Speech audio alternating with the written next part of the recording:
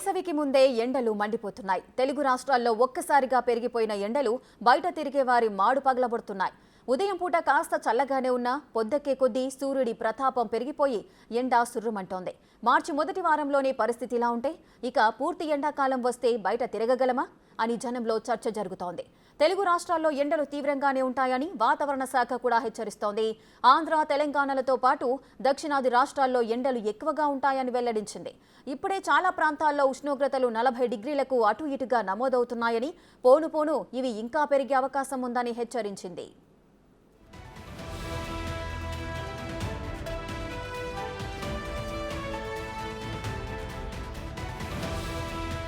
ఎండలు మండిపోతుండటంతో వాతావరణ శాఖ ఎల్లో అలర్ట్ జారీ చేసింది.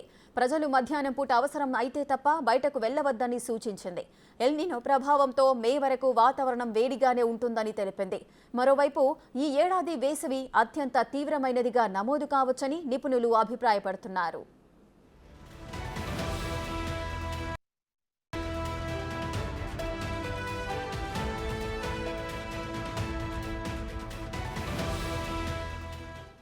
ఎల్నినో ప్రభావంతో మే నెల వరకు ఎండల తీవ్రత ఎక్కువగా ఉంటుందని విశాఖ వాతావరణ కేంద్రం డైరెక్టర్ సునంద అన్నారు.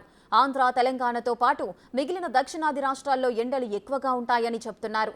వడగాల్పులు అధికంగా ఉండటంతో ప్రజలు జాగ్రత్తలు తీసుకోవాలని విశాఖ వాతావరణ కేంద్రం డైరెక్టర్ సునంద సూచించారు. మరిన్ని వివరాలు మా ప్రతినిధి రాజు అందిస్తారు.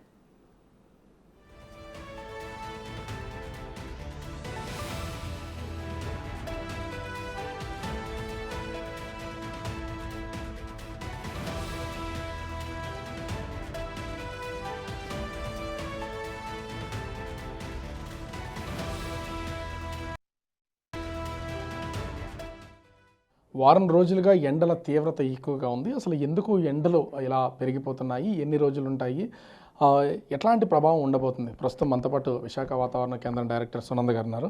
నమస్తే అండి. అంటే ఎలా ఉండబోతుంది, అసలు ఏ జిల్లాల్లో ఎండ తీవ్రత ప్రభావం ఉండబోతుంది, ఎన్ని రోజులు ఉంటుంది?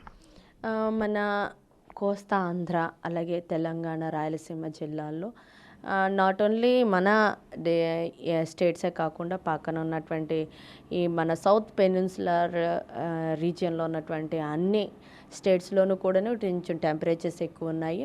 ఇప్పటికే 36, 37 కూడా రికార్డ్ అవ్వడం జరిగింది బాపట్ల లాంటి ప్రాంతాల్లో. అయితే ఈ యొక్క టెంపరేచర్స్ మరి ఈ నెల అంతా కూడా ఉండే అవకాశం ఉంది. ప్రస్తుతం అయితే నార్మల్ మీద అంటే సాధారణం మీద 2 నుంచి 3 డిగ్రీల అధిక ఉష్ణోగ్రత అయితే కొనసాగే అవకాశం ఉంది. రానున్న 5 రోజులు కూడాను డ్రై వెదర్ ఉంటూ మనకి సాధారణం మీద 2 to 3 డిగ్రీస్ ఉండే అవకాశం అయితే కనబడుతుందండి. అయితే మార్చ్ అంతా కూడాను కొంచెం ఈ టెంపరేచర్స్ ఈవెన్ ఏప్రిల్, మే వరకు కూడా కొనసాగే అవకాశం అయితే ఉంది. అంటే ఏప్రిల్, మే నెలల్లో ఈ టెంపరేచర్స్ కానీ వడగాలు కానీ ఉంటాయి, కానీ మార్చి ఫస్ట్ వీక్ నుంచే ఇలా ఉండడానికి అలా ప్రత్యేకమైన రీజన్స్ ఏమైనా ఉన్నాయి? అండ్ వన్ మోర్ రీజన్ ఏంటి అంటే ఎల్నినో ఎఫెక్ట్ ఇంకా ఉంది. ఎల్నినో ఎఫెక్ట్ వల్ల కూడా ఈ యొక్క టెంపరేచర్స్ అధికంగా ఉండడం ఉందని ఇప్పటికే వెల్లడించడం జరిగిందండి. అంటే ఎల్నినో ఎప్పటి వరకు కొనసాగే అవకాశం ఉంది? దీనికి ఏమైనా అంచనాలు ఏమైనా ఉంటాయా? ఎస్, మే వరకు కూడాను ఈ యొక్క ఎల్నినో ప్రభావం అనేది మన ఇండియా మీద ఉండే అవకాశం ఉంది. మనకి ముఖ్యంగా మన సౌత్ పెనిన్సులర్లో ఉన్నటువంటి అన్ని స్టేట్స్లోనూ, ముఖ్యంగా మన కోస్తా ఆంధ్రాలో, సౌత్ క్యాప్, అలాగే కొంతవరకు నార్త్ క్యాప్లో కూడాను టెంపరేచర్స్ ఎక్కువ ఉండే అవకాశం అయితే కనబడుతుంది. ప్రస్తుతం మార్చ్ మంత్కి అయితే అబౌవ్ నార్మల్ టెంపరేచర్సే ప్రిడిక్ట్ చేయడం జరిగింది. సాధారణం మీద ఒక 2 to 3 డిగ్రీస్ అయితే ఉంటాయి.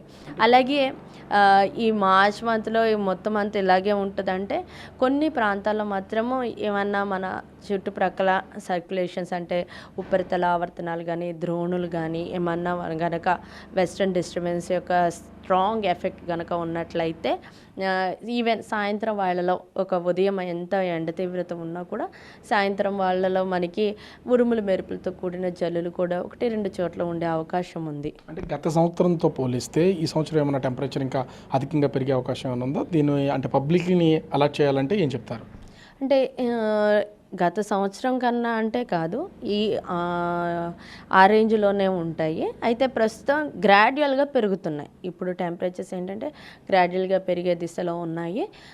అయితే ఇప్పుడు మార్చ్ మంత్ ఎంత ఎక్కువ ఉన్నా కూడా సాధారణం అనేది ఒక 40కి తక్కువే ఉంటాయి. మొత్తం రాష్ట్రం అంతా చూసుకున్నా కూడా. బట్ ఈ టెంపరేచర్స్కి తగ్గట్టుగా ఏంటంటే కొంచెం డ్రైనెస్ ఎక్కువ ఉంటుంది వాతావరణంలో. మనకి తెలియకుండా మనకి నీరంతా కూడా ఆవిరైపోయే పరిస్థితి ఉంటుంది కనుక ఎవ్రీ టైము మనం బయటికి వెళ్ళినప్పుడల్లా కూడాను వాటర్ బాటిల్ని ఖచ్చితంగా క్యారీ చేయాలి. అలాగే స్వెట్ ఎక్కువ వస్తున్నా కూడా ఎక్కువ వాటర్ తీసుకున్నట్లయితే కొంతవరకు ఈ డీహైడ్రేషన్ నుంచి తప్పించుకోవచ్చు. అంటే ఇక్కడ ముఖ్యంగా చూస్తే పగలపూట మొత్తం అంతా కూడా వడగాళ్ళు వేస్తున్నటువంటి పొజిషన్ అయితే ఉంది. రాత్రి సమయాల్లో ఉక్కపోత అనేది ఎక్కువైపోతుంది. ఎందుకు ఈ స్టార్టింగ్లోనే ఎంత ప్రభావం చూపిస్తుంది? ఎల్నినో ఉండడం వల్ల అనేది ఉందా? ఎస్, ఎల్నినో ఒకటి. ఇంకొకటి మనకి పొల్యూషన్ బాగా పెరిగింది. సో అందువల్ల ఏంటి అంటే ఈ పొల్యూషన్ కారకాలు ఏం చేస్తున్నాయంటే రాత్రికాలంలో మనకి జనరల్గా కూల్ అవ్వాలి. కూల్ అవ్వకుండా ఈ యొక్క పొల్యూటెంట్స్ ఏమైతే ఉన్నాయో అవి కూల్ అవ్వకుండా మన టెంపరేచర్ని అలాగే అట్టుపెట్టేటట్టు ఉంటున్నాయి. దాన్ని that is nothing but green house effect అంటారు. సో ఆ ఎఫెక్ట్ వల్ల కూడాను ఈవెన్ రాత్రి పూట చల్లదనం కాకుండా ఉండకపోవడానికి కారణం అదొక రీజన్ కూడా అని చెప్పవచ్చు. అంటే మొత్తానికి చూడొచ్చు ఎల్నినో ప్రభావం రానున్నటువంటి మే నెల వరకు కంటిన్యూ అవుతుంది. అప్పటి వరకు ఈ ఎండలు ఎక్కువగా ఉంటాయి, అదేవిధంగా వడగాల్పులు కూడా వేస్తాయి. ఖచ్చితంగా ప్రతి ఒక్కళ్ళు కూడా దీనికి తగినటువంటి జాగ్రత్తలు తీసుకుని వెళ్ళాలి తప్ప దీని ప్రభావం అయితే కొనసాగే అవకాశం ఉందని విశాఖ వాతావరణ శాఖ డైరెక్టర్ సునంద గారు చెప్తున్నటువంటి పరిస్థితి. కెమెరామెన్ మురళితో రాజు బిగ్ టీవీ విశాఖపట్నం.